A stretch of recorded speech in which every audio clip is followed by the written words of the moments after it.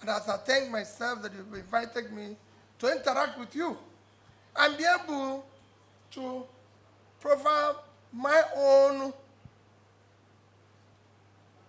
solutions to the questions that have been raised. As you know, the government that will come in 2023 will be confronted by an array of daunting challenges, both domestic and external. The domestic ones have accumulated over the years, and because of leadership failure, have not been able to be dealt with. And this has impacted heavily on our unity, social cohesion, and people's trust in government, as well as the economic outcome that affected us negatively, where our country today are besieged with a lot of good, bad news. We now have concentration of the highest number of people living in poverty, the highest number of out-of-school children.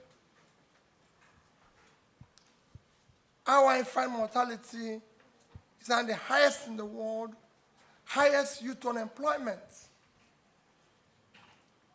Coupled with this is, at this time, that we are faced with an international challenge.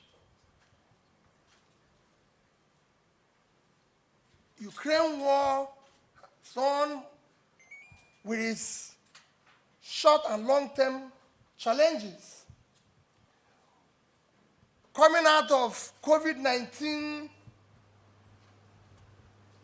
problems, which puts a lot of challenge to global commerce, supply chain, again affecting even long-term plans, global plans of climate change, as well as issues of sustainable development goals. Nigeria have to deal with all these issues. And as you know, our country, Nigeria, is not bereft of good ideas and plans. Most of them that have even been proffered by this chamber. But institutional weaknesses and lack of political will to implement them have meant that over the years it's worsened and poor outcomes affecting the people. So for me, the overall task of our government in 2023 is to streamline governance, ensure that it's responsive, transformative, and effective. That is what is lacking today. We must show that good governance is aimed at providing needed services to the populace, receiving and admitting constructive criticisms, and moving forward. Given the history of our country, our politics, and governance challenges, securing, uniting, and moving Nigeria forward will require a concerted effort and shift from coercive to consensus approach. Effective governance drives its impetus and strength from use and seek adherence to the rule of law to consolidate democratic institutions and fulfilling social contract between the government and the governed. All this confers political performance and legitimacy to any government.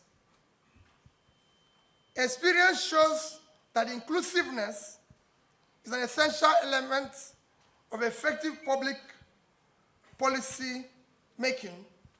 That means that all groups, especially the ones that are underrepresented today in decision-making process, such as women, youth, and the vulnerable, will be consulted and ensure their participation. As a president elected by all Nigerians, the buck stops at my desk. I will be fully responsible for governance and national security decisions and actions undertaken by my administration. Against the backdrop of this, my administration will have identified, like I said, we are going to be working using and mainstreaming the Sustainable Development Goals, but within that, we have also prioritized 7 critical areas we will prioritize while ensuring that we follow all the goals of Sustainable Development Goals. And those areas is to ensure purposeful leadership is production-centered growth for food security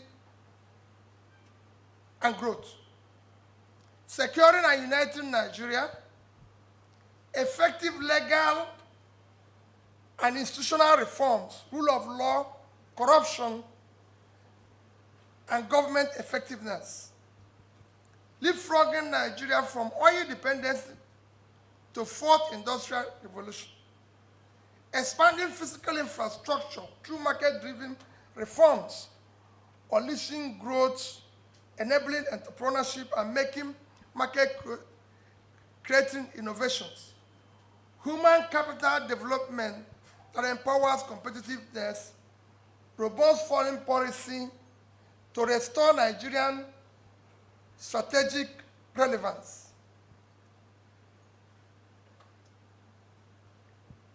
These are things for us that are critical that we want to do. For government, you've seen government complain every day that we have a revenue crisis, that our revenue to GDP is low. That's what you hear every day. We don't get enough revenue. My answer to that is, it's wrong. Revenue, for you to generate revenue is like going to a bank. You have to pay in first. Then you can get withdraw. You can't go to withdraw without paying in. And how does government pay in? It is the job of government to ensure and invest in economic growth and create job and employment which will allow people to come and pay taxes. You cannot have 100 million people living in poverty and you're expecting robust revenue. Where are you going to get it from?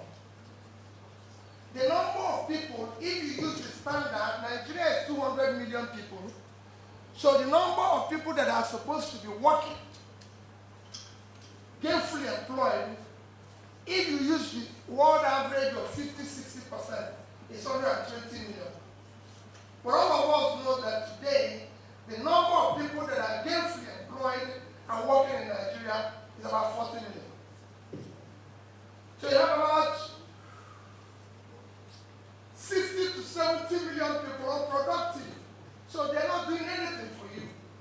So what you need to do is start pulling those people out of poverty, have a robust economic growth, and then you will be able to have the liquidity the government needs to function. How does government generate money everywhere is to ask questions, and if I may use just one situation, one country, to give you an example, a big country, let me not leave the Western world, America and Britain, and go to Asia, China. China finances its budget. Today, the last budget that followed was about 4 trillion. Out of this 4 trillion, 3.2 trillion came from taxes. 50% of that came from tax to micro, small businesses. And this segment is providing jobs. 60% of the job in China. Employed people in China is 800 million, so they are providing 540 million people. In fact, in urban areas, they're about 80%. So it's a simple thing that you need to inject and support the economy for economic growth, which will in turn make people, the more robust your economy is, the more you can earn from taxes and other incomes. That's how government can be liquid. Again, countries borrow money. They borrow money and invest. If you borrow for investment, which is what I was saying before, you have an economic growth, which in turn brings in more liquidity and revenue. And my sister was saying how we're going to deal with the issue of, again, resources, because what you're saying is that almost the same thing. How are you going to help with the issue of resources? With all this power, everything and all that, to be more specific, is that it's similar to what I had earlier said. You know, however, because you mentioned some specific areas like power, am I sure? Huh? Like you mentioned a specific area of power. Power is something everybody is worried about. It's a critical thing that this country has to be dealt with decisively. I know very well that the federal government of Nigeria, as a government today, have removed power from exclusive list to concurrent list. For me, I will go, and for the government, we will go further than that. We will actually go beyond that, because if you look at our power problem today, we have privatized generation and distribution, leaving the critical link between these two, transmission. That is where we have what you can call ineffective and problem that needs to be dealt with. So for me, the first thing I will do is to ensure power is, one is to liberalize transmission. It is critical if you're going to deal with our power. When you do that, you're going to look at the power companies, because the privatization, I don't want to go into the problem of it, but we can support the existing companies that are involved in power to ensure, one, what they are suffering today, to ensure that there's a dedicated gas supply, which is part of their problem today, gas to power, ensure that the generation, transmission and distribution is properly aligned, have clear certainty of policy and regulatory environment, which is what President mentioned. There's no certainty of the regulatory environment for them to operate. You have policies from assault every day. You need to be clear. And they know this is what they are. Support them to have access to funding that is attractive and deal with some of the tax incentives. Ensure that you deal with immediately issue of embedded power, because you have to come up with some mix. Embedded power and renewable energy. We have to go with all facets. The issue of power will be an emergency that we have to deal with all means possible to ensure that we have power. And I have studied a lot of things. My sister, I was talking about the issue of access to the resources to deal with this. You can actually do it involving the private sector aggressively. Government doesn't need to be entirely involved. When the government is going to be involved, like what happened in Egypt, they just give a sovereign guarantee. And that you can deal with when it comes to the issue of power. On how do you start dealing with the systems, which what they asked, quite frankly, that is the core of the problem we face today. And that is why I said that what we are going to do entirely is to streamline governance to be responsive, transformative, and effective.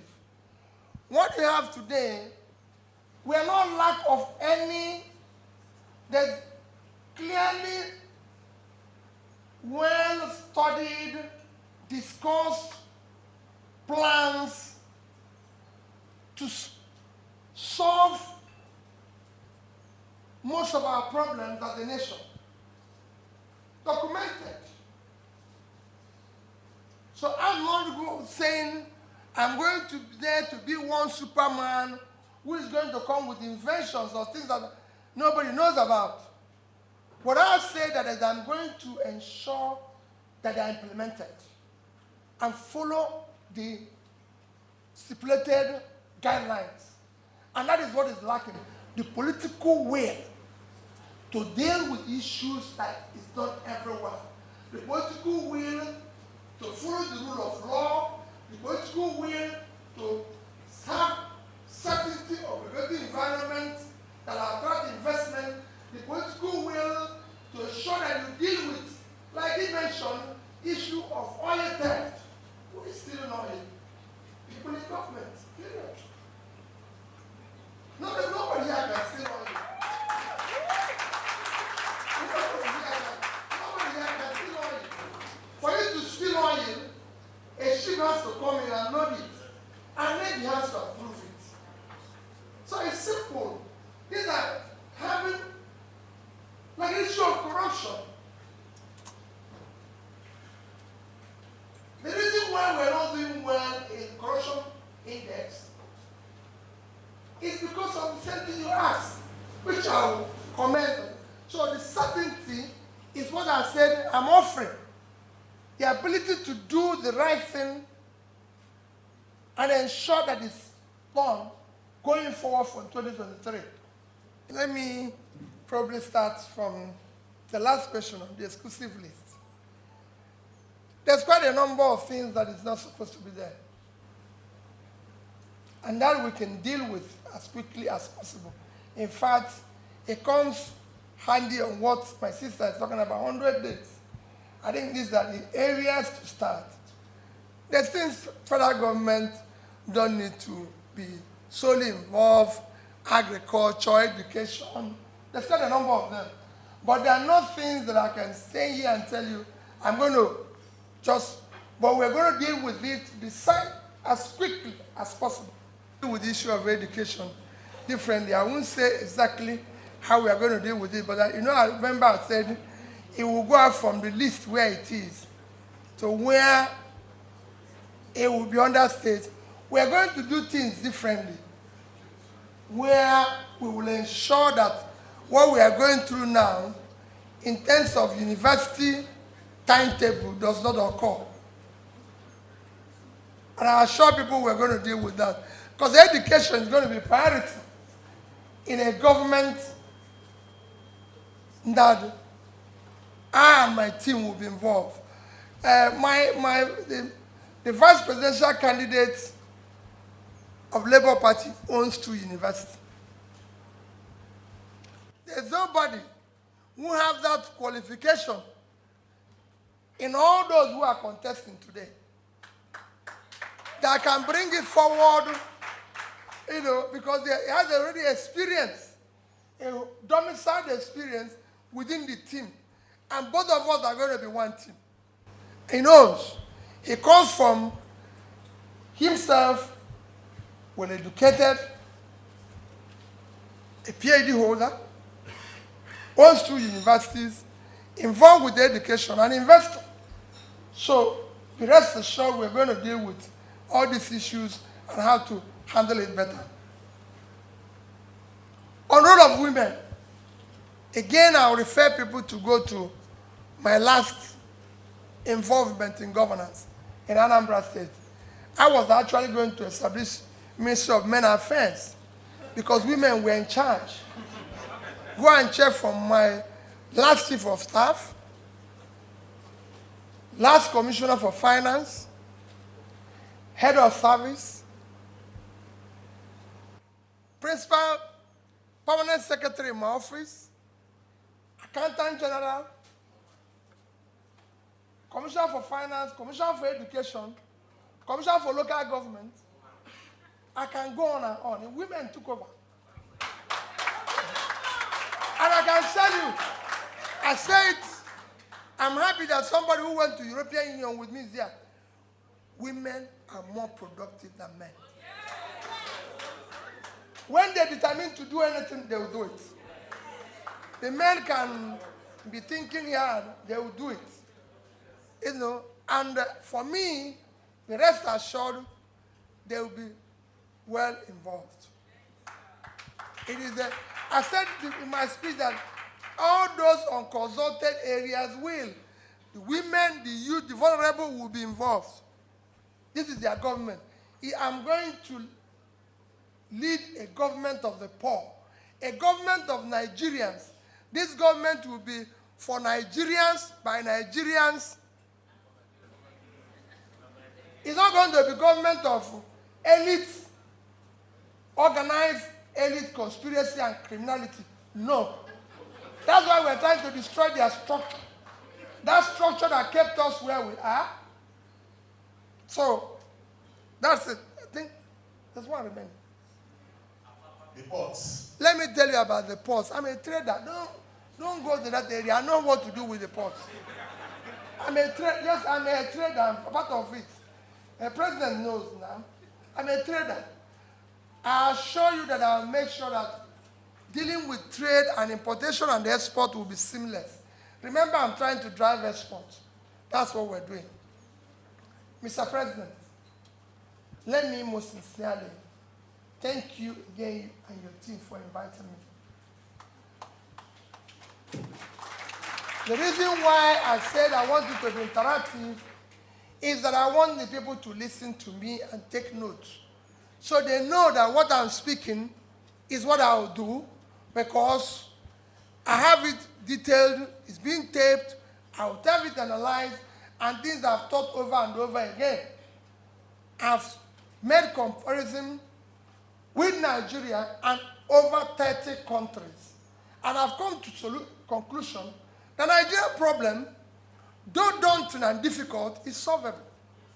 All it requires is that we need to have a leadership that is committed. My appeal,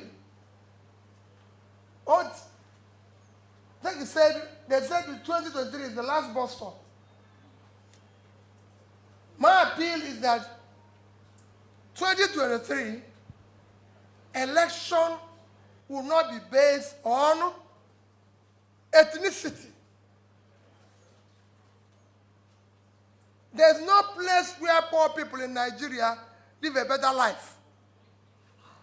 They don't buy bread cheaper in Kanu, in Meduguri, in Oyo, in Onitsha, in Enugu. The poor Nigerians are suffering in every part of Nigeria. There's no part of Nigeria where there's safety. Security is perfect. People today can't go to Kaduna by air, by road, or by train, out of fear. Katsina is not safer than Oyo. And the same thing, insecurity is everywhere in Nigeria. So, my dear people, we are not going to vote people again by ethnicity. Because it has not helped Nigeria. There's no tribe that have uninterrupted electricity. Or where there's unemployment is lower or inflation better. The farmers in the north are not in farm because of insecurity. So, we are not going to deal with it head on. I've said the greatest physical access is the land, vast land we have in the north, with Kanu and Kaduna as a production center. And then we will come to Lagos and turn it into the financial hub of Africa. We deal with other ports. East will be there manufacturing goods for export. We're going to deal with everyone who provide the support that businesses need so they can create jobs. We'll empower our youths through training, through whatever. We can borrow money.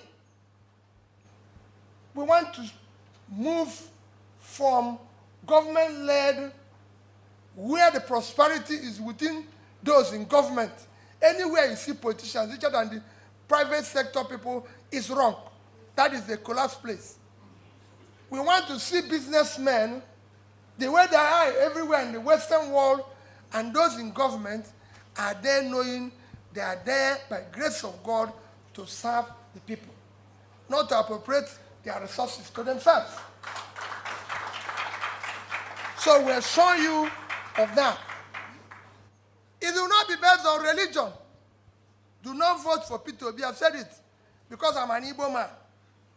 I'm not contesting because I'm from Southeast. I'm not contesting because I'm an Igbo man. Don't vote for me on that basis. Don't vote for me for religion. I'm not contesting based on religion. Show me where Muslims buy food cheaper or Christians buy food cheaper, and I'll go there. So it is not going to be based on religion.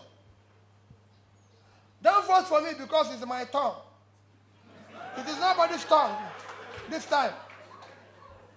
Nigeria is nobody's turn. It is turn, this time, it is turn of Nigerians. It is turn of Nigerian youths. The turn of Nigerians to take back their country. So no turn of anybody. Do not vote for anybody. Do not vote for anybody because of connection. We are not going to hear about connection. Do not believe about what they tell you about their structure. That is structure of criminality.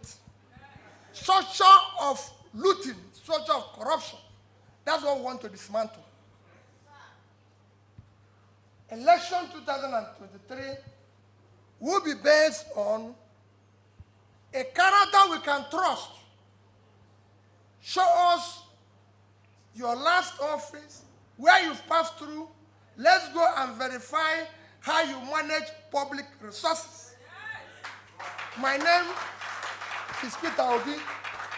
Go and check from, I've said where I went to school, go and verify all of them. Go and verify the institutions where I passed through. And if you find anyone wanting, come. I have people I can look at. My seniors are here. I have a senior advocate here, who is my senior in secondary school. He knows. You saw me this morning. When President asked me to use the restroom this morning, you saw what happened? Yeah. When I said, somebody else wanted to use it, and he said it, I said, you're my senior. We respect each other in secondary, because he was my senior in secondary school. So everybody knows the school I went to, and we have orderliness in it. We want to continue doing. So it will not be, go and verify that. I've been governor of Anambra State. Everything I said, I'm going to change education, I'm going to improve on health, I'm going to put people out of poverty.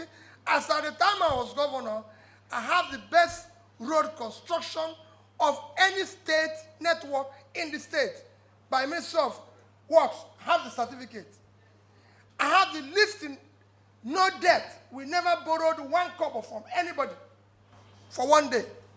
We didn't borrow money from anybody. I can go on and on. I built secretariat from scratch, built teaching hospitals and everything. We didn't borrow money. The day I left office, I was not owing anybody 1 naira. Be it worker, pension, gratuity, supplier, or contractor. I wasn't owing anybody. And you can go and check. In 3 banks in Nigeria, I left in each of them $50 million and 12 billion naira. Money belonging to the state. They've never paid me since I left. Anambra State have never bought me a bottle of water. I do not have any land belonging to the state allocated to me, or my wife, or my children, or anybody related to me. Anambra is there. Go and check their resources. I've said it everywhere, and show me where their money is missing. I was in charge, and I owe responsibility if you find their money missing. And that's what I want to do with Nigeria. I want to be held responsible for their resources. That's what it should be. So next year election will not be, it will be character we can trust. It will be by competence, capability, and commitment to start turning around Nigeria. This Nigeria must move forward. My dear people, let's take back our country. When it comes to issue oil theft, I've said it before, there's no way under my watch we will not find solution to oil theft. It's impossible. Even when we talked about what ASUU is demanding, that everybody is asking for money. ASUU asked, it was 2009, almost 13 years ago, that this agreement was reached by government. And I know it was about 1.3 trillion, out of which Jonathan's government paid 200 billion, remaining 1.1 billion, 1.1 trillion. Let's say that is the situation. The waste, the stealing, would have paid that since. With effortless ease. Look at our oil theft. At a time we critically need every single resources. In July, we are the only country in the world that is not meeting our OPEC production, except Venezuela, because of sanctions. In July, you know, if our production was 1,083,000. So in July, we have 717 shortage daily. Multiplied by 31 days is 22,227,000 barrels. On the average pricing of oil in July, it is 110. So we lost $445 million in 1 month. Even like you said about their rate, which I mentioned when I talk about rates, the official rate, which you said is not available, is 410. The real rate is 690. So if you put 690 and 5 and 410 is 1,100. Let's use the average, 550. If you multiply $2,445 million with 550, it will give you 1,344,750 million naira. And we are still owing, and we are owing ASU 1.1 trillion. 1 month stealing. It can't continue. In month of August, it became worse. Our oil supply in month of August went down to 975. So for month of August, we were losing 825 barrels per day. 825,000 a day. Multiplied by 31 days of August. It will give you 25,652,500. That's what we do. 25 million. Throughout the month of August, oil is sold for 100 million. For 100 naira. $100, sorry. $100 throughout that month. So in the month of August, we lost another $2.5 billion. Multiply it again by 550, it's about 1.4 trillion. It can't continue. It is official stealing. We will deal with it decisively. Even if it means having to, why will government be borrowing money when somebody is here cutting away money? How? Duty waiver.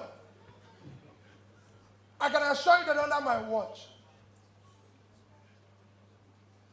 all duty waiver, if at all is going to happen, must be clearly defined to impact positively on the people. Not for anybody's benefit, no matter who. You must pay the duty. If you're not going to pay it, it is as a result of the fact that we are bringing in this for the purposes of the people. Like maybe health equipment. So we know we're going to put it not in presidential clinic, but in Jarak clinic. We will ensure that. So duty waivers is this on exchange rate, which you've mentioned, because people have asked questions, how do you control exchange rate? Exchange rate today, as you know, the greatest impact of exchange rate in our system is physical recklessness. Just like our inflation. You can deal with it in 2 items. It's physical recklessness because what you're doing, expensive money, you're printing money to pay for subsidy. If you remove that and remove borrowing for consumption, you stabilize and aggressively go into what I said, moving the country from consumption to production, you stabilize your rate. It's happening with every country. I've said it before. How could a country like Nigeria, with 923,000 square kilometers of land, 200+ million people, total export last year, even using their own rate, let me now use official rate, is $47 billion. It is unacceptable. Our comparative states I use every day is Vietnam. Total land space is 331,000 square kilometers. 100 million people. So they live on 1/3 of our land, half of our population. Their export last year is nearly $400 billion. And what did they export? Manufactured goods. So what are we doing here? Malaysia, living again on 329,000 square kilometers of land. 1/3 of our land, 30 million people, which is 50% of our population. Total export last year is about 290 million. And we are doing 400 and something. 447, we are doing 47 billion. The list is, you can go on and on and on. A tiny country like Israel, 22,000. I said it even in CNN. One is that 50% of the subsidy is corruption. That will be dealt with decisively.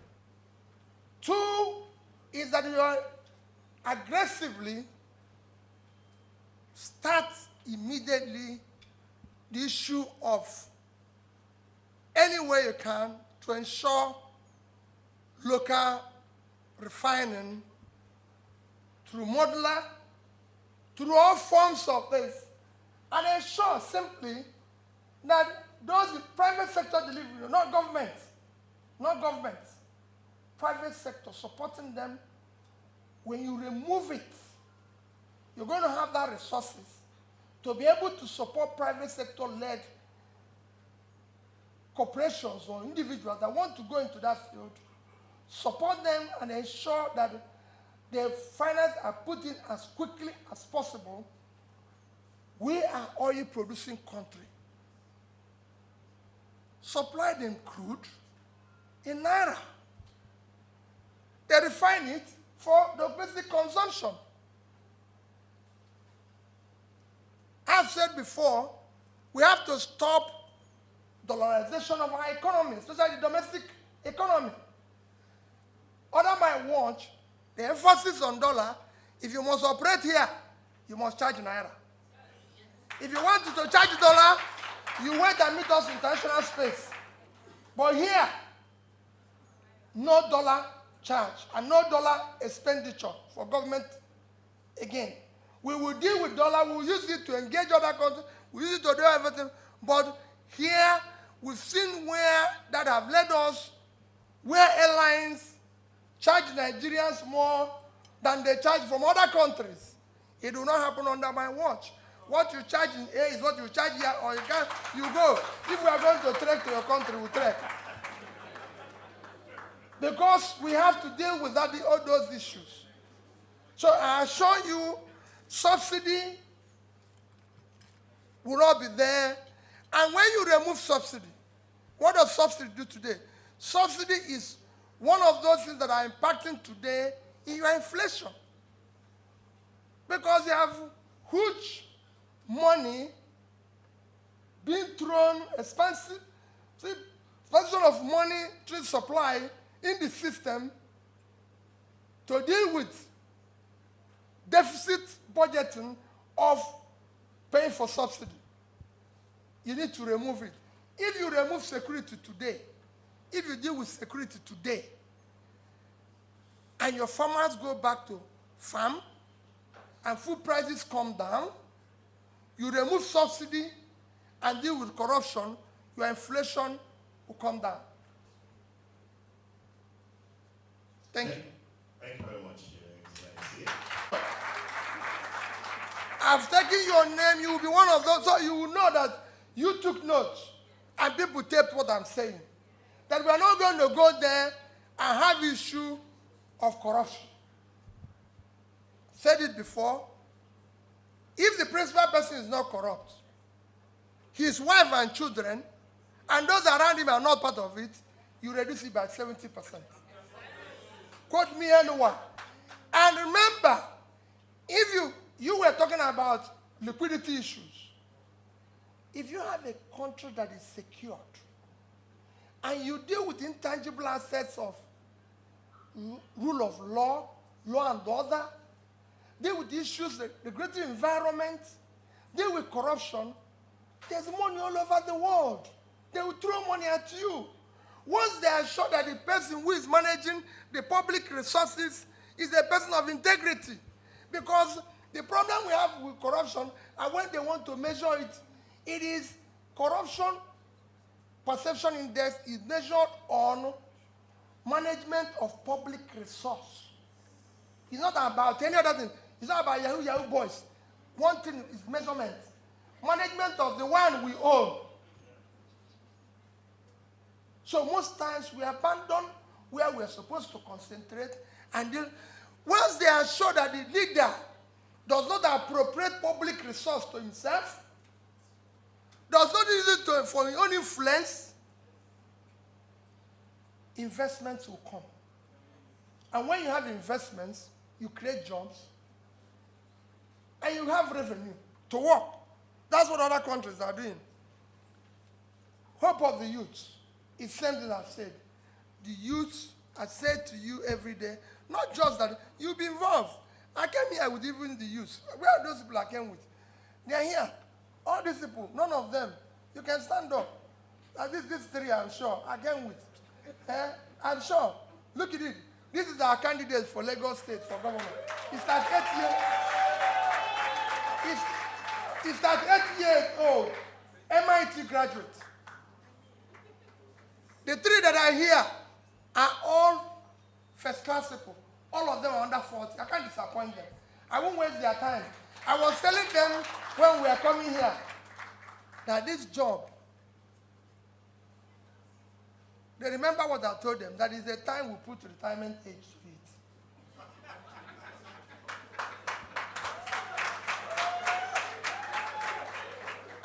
So I will not let them down.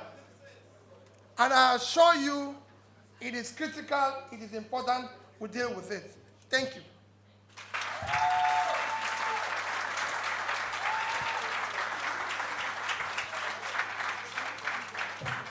The number one thing to deal with today in Nigeria is issue of security.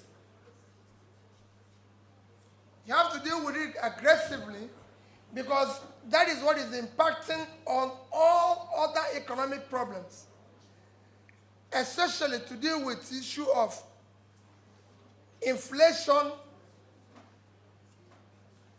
Because if you're able to take your farmers back to the farm,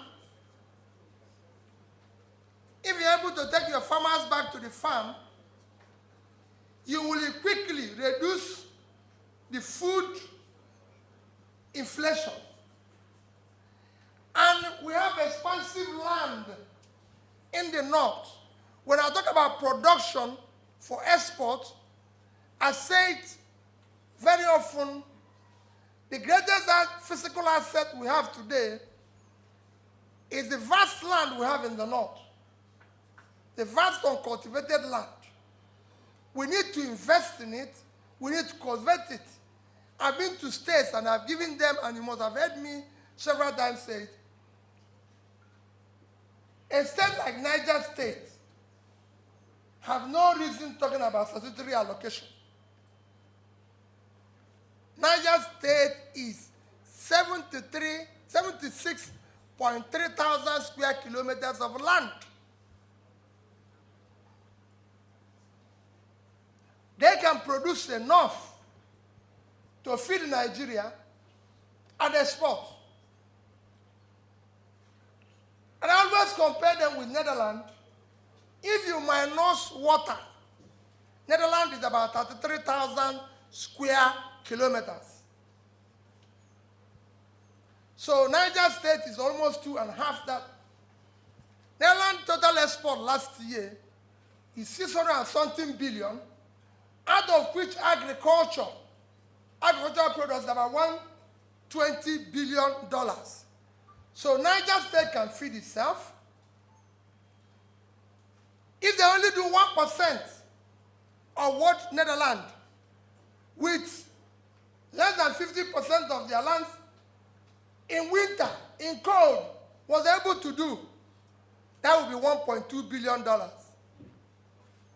If you multiply by what I call the real rate today, it's about 750 billion naira, which is about 5 times the budget. A state like Taraba is 54.4 thousand square kilometers of land. Taraba is bigger than Belgium at 30.9 and Israel at 22.1 put together. Taraba state in land space is bigger than Belgium and Israel put together. Belgium total export last year, put with Israel, is over 300 billion. If Taraba does 1% of that, even if you come to Africa, Taraba, you can grow flour there because they have the Mambila Hills. You can grow tea, you can grow coffee. Kenya, our next door neighbor, did from flour last year about over $500 million. I went to the field and saw young girls and boys picking flour. They are being paid $100. So the unemployment is below 10%. Ours is 35%. Because of states like Taraba. I went to Ethiopia. Total export of coffee from Ethiopia is $1.1 billion. Of course, tea in Sri Lanka. These are things you can grow there. So we need to deal with all those. When I talk about production, that is why order of priority, security. So you can put people back to farms and invest on the productive assets of the country. When we talk about our assets, it's not only NNPC and Ajaokuta. Land is the major asset and has to be invested on. And no land are we going to allow to just be like that. We will turn into something and it will be productive. So these are the orders of priority. Deal with the issue of human capital, education. Our human capital is low. The more you invest in education, the better your economy. So we're going to invest in education. We're going to invest in health. We will start pulling the small people and people out of poverty. These are orders of priority of what we are going to do. The next one. There's nothing wrong in borrowing. Every country of the world borrows money. I've not seen any country that is not owing.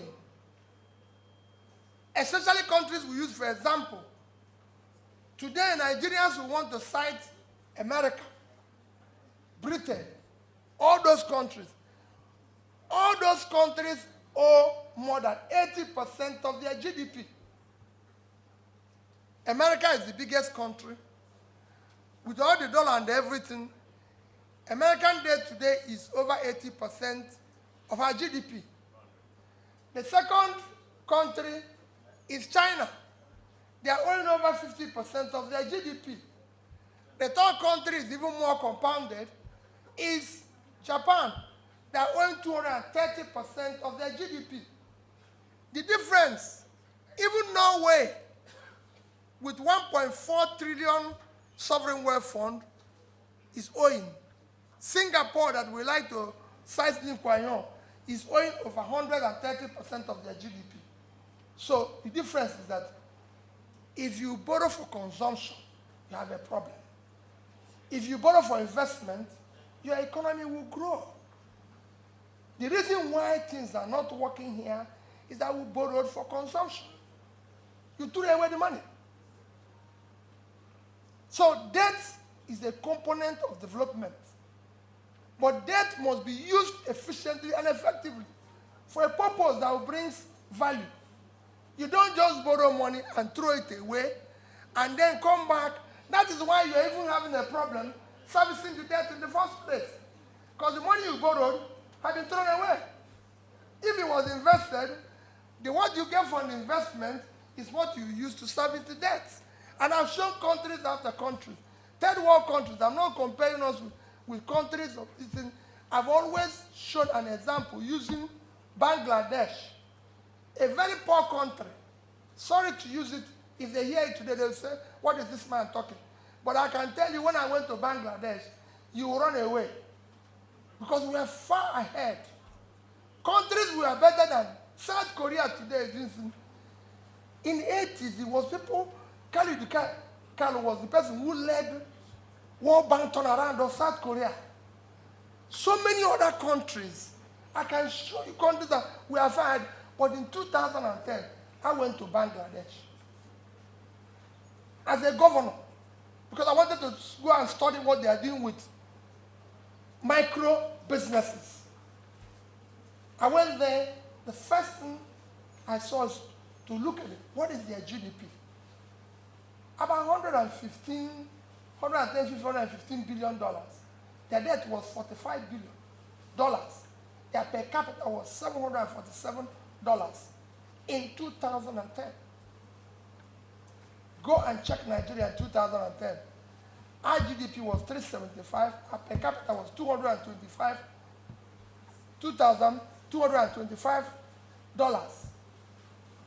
Our debt then was about 10% of our GDP. You can go and check it. Today, our debt is now about 30% of our GDP, which means we have tripled it. And our per capita is 1,908. So we lost 11% of our per capita. The same Bangladesh today, their per capita is 2,050. In fact, it's 2,100 now. So they've tripled their own. Our own went south. That because the money you borrowed, you threw it away. Their GDP have grown to 300 and something. Their debt have also increased by 3 times what it was then, but they've invested it. It is what you use the money to do that makes the difference. There's nothing wrong in borrowing. We will, first is that under my watch, we'll borrow for investment. We're not going to borrow for consumption. And there are things you can do, which is what my sister is doing, cut the cost of governance, remove physical recklessness. And you don't need to borrow as much as you're borrowing today. Thanks for checking out Symphony on YouTube. Please be sure to subscribe and like our videos for updates.